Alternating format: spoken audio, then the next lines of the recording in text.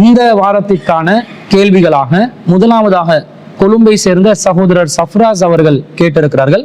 அவர் என்ன கேட்கிறாருன்னு சொன்னா, இஸ்லாத்தில் 5 கலிமாக்கள் இருக்கின்றனவா என்று கேட்கிறார். அதாவது நம் சமூகத்துல கலிமா என்ற பேரில் இஸ்லாத்துல 5 கடமைகள்ல முதலாவது கடமையாக கலிமா என்று இருக்கிறது. அந்த கலிமா என்பதை நம் சகோதரர்கள் என்ன செய்திருக்கிறார்கள் என்று சொன்னா, கலிமா தையிப், கலிமா ஷஹாதத், கலிமா தம்ஜீத், கலிமா தௌஹீத், கலிமா ரத்துல் குஃபுர் என்று சொல்லி 5ஆக வகைப்படுத்தி 5 கலிமாக்கள் இருக்கின்றன என்று விளக்கம் அளிக்கிறார்கள். நம் சமூகத்தில் இருப்பவர்கள் நம்பி இருக்கிறார்கள். உலமாக்களும் இப்படி 5 கலிமாக்கள் இஸ்லாத்தில் இருப்பதாக மக்தப் மதரசாக்களிலிருந்து படிப்பிக்க ஆரம்பித்து பெரிய வயதினருக்கு குத்துபாக்களில் கூட இதை பிரச்சாரம் செய்து வருகிறார்கள். எனவே இப்படி 5 கலிமாக்களாக இஸ்லாத்தில் ஏதாவது கூறப்பட்டிருக்கிறதா என்று அந்த சகோதரர் கேட்டிருக்கிறார். இஸ்லாத்தை பொறுத்தவரையில் நாம் எதை இஸ்லாத்தில் ஏற்படுத்துவதாக இருந்தாலும் அல்லாஹுவும் அல்லாஹ்வுடைய தூதரும் அதற்கு நமக்கு வழிகாட்டி இருக்க வேண்டும்.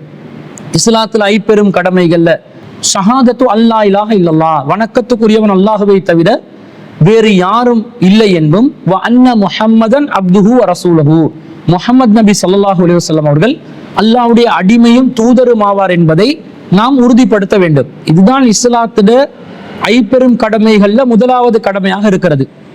அதை நம்முடைய சமூகத்துல எப்படி அதை விளங்கப்படுத்துறாங்கன்னு இது கலிமா என்று சொல்கிறார்கள். இப்ப கலிமா என்ற வார்த்தையை எடுத்துக்கொண்டால் அதுக்கு 2 பொருள் இருக்குது. ஒன்று கலிமா என்று சொன்னா வார்த்தை என்று அர்த்தம் இருக்கிறது. இன்னொன்று கலிமா என்று சொன்னா ஒரு கொள்கைக்கு, ஒரு கோட்பாட்டுக்கும் கலிமா என்று சொல்லுவோம்.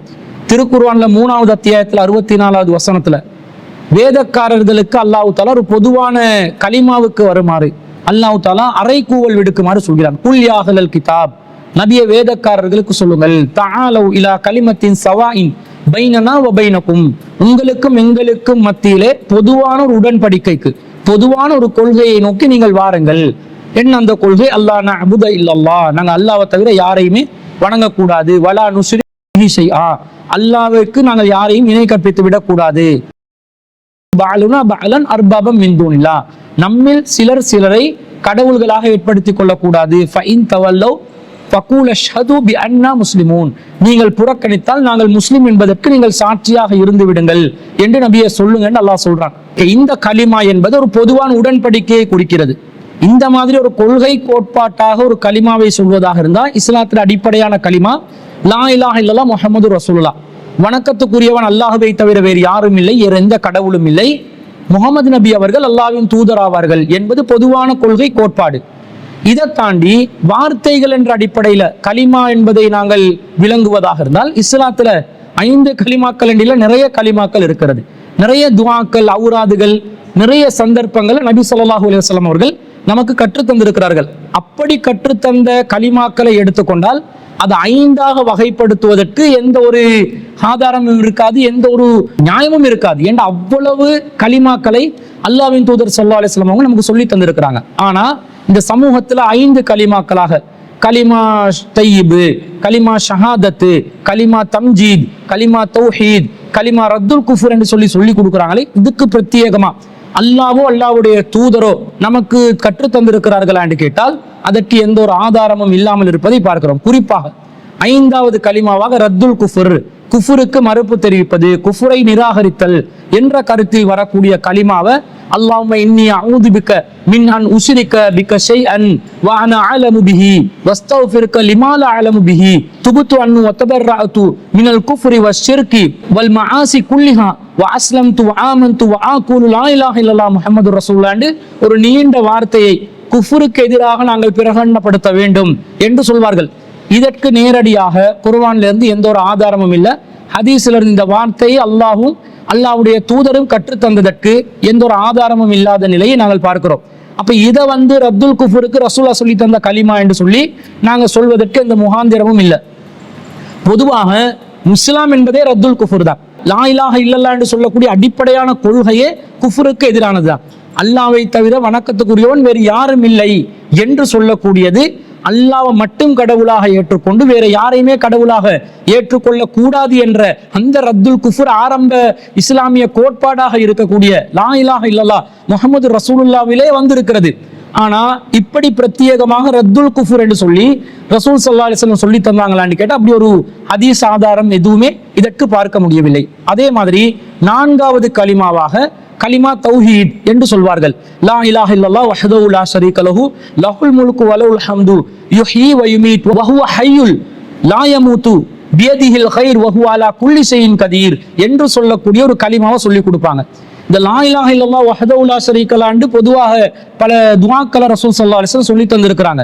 ஆனா நான் சொன்ன இந்த அடிப்படையில் கலிமா தௌஹீத் என்று இவர்கள் கற்றுக் கொடுக்கக்கூடிய இந்த வார்த்தையில பிரத்யேகமான ஒரு துஆவை ரசூல் ஸல்லல்லாஹு அலைஹி வஸல்லம் கற்றுக் கொடுத்திருக்கிறாங்களான்னு கேட்டா எந்த ஒரு ஹதீஸ்லயும் இப்படி கலிமா தௌஹீத் தேகத்துவத்தை நிலைநாட்டும் கலிமா என்று அல்லாஹ்வும் அல்லாஹ்வுடைய ரசூலும் சொல்லல.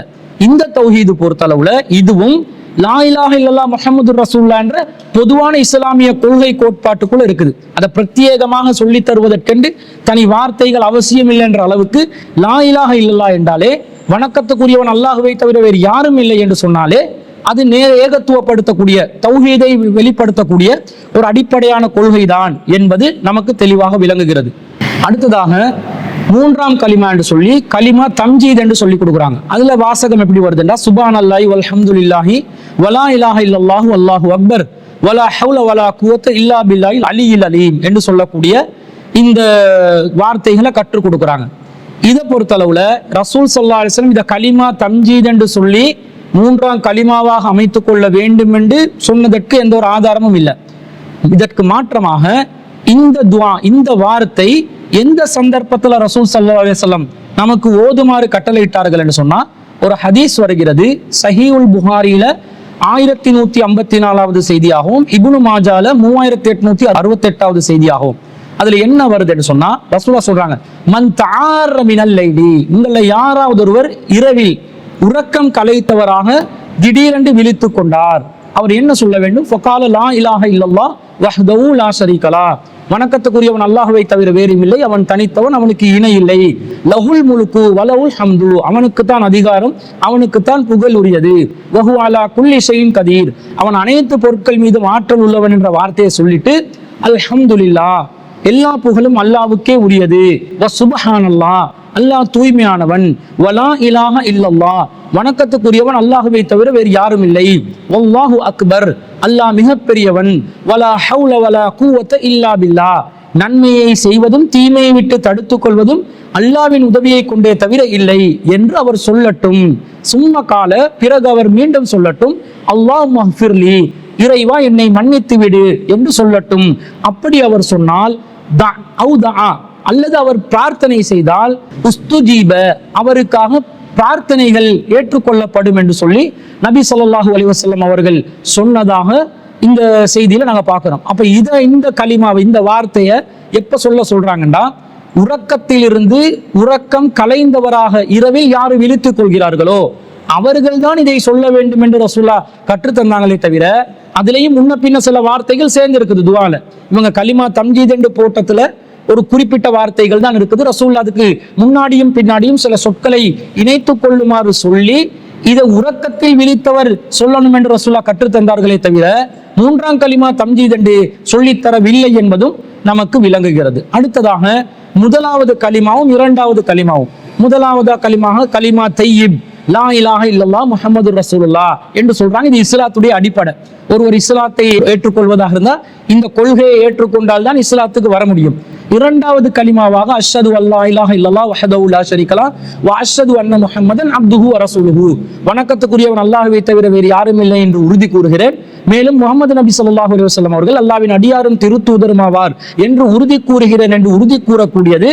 இஸ்லாத்தை ஒருவர் ஏற்றுக்கொள்வதாக இருந்தால் அவர் இதை பகிரங்கமாக ஷஹாதத்தை வெளிப்படுத்த வேண்டும், சாட்சியத்தை வெளிப்படுத்த வேண்டும் என்று நபி ஸல்லல்லாஹு அலைஹி வஸல்லம் அவர்கள் சொன்ன அடிப்படையில் வருகிறதே தவிர 1ஆம் கலிமா 2ஆம் கலிமா என்று சொல்லிக்கலாம் வந்ததற்கு எந்த ஒரு ஆதாரமும் இல்லாமல் இருக்கிறது என்பதிலிருந்து தனியாக பிரத்யேகமாக 5 கலிமாக்களுக்கு இஸ்லாத்தில் ஒரு முன்னுரிமை இருப்பதாகவோ அல்லாஹ்வும் ரசூலும் 5 கலிமாக்களை பிரித்து நமக்கு கற்றுத்தந்திருக்கிறார்கள் என்பதற்கோ எந்த ஒரு ஆதாரபூர்வமான செய்தியும் இல்லை என்பதும் பல்வேறு கலிமாக்கள் இஸ்லாத்தில் இருக்கிறது.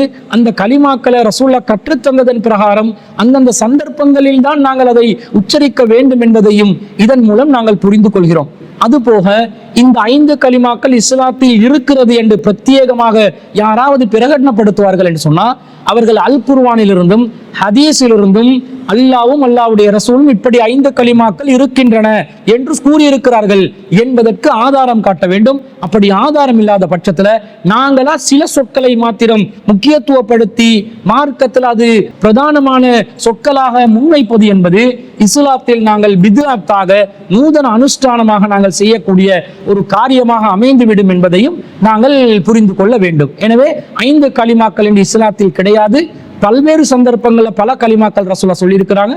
ரசூலா கற்றுத்தந்ததன் பிரகாரம் அந்தந்த கலிமாக்கள் அந்தந்த சந்தர்ப்பங்கள்ல நாங்கள் ஓதிக்கொள்ள வேண்டும் என்பதுதான் அந்த சகோதரன் கேள்விக்காக பதிலாக நாங்கள் பதிவு செய்து கொள்கிறோம்.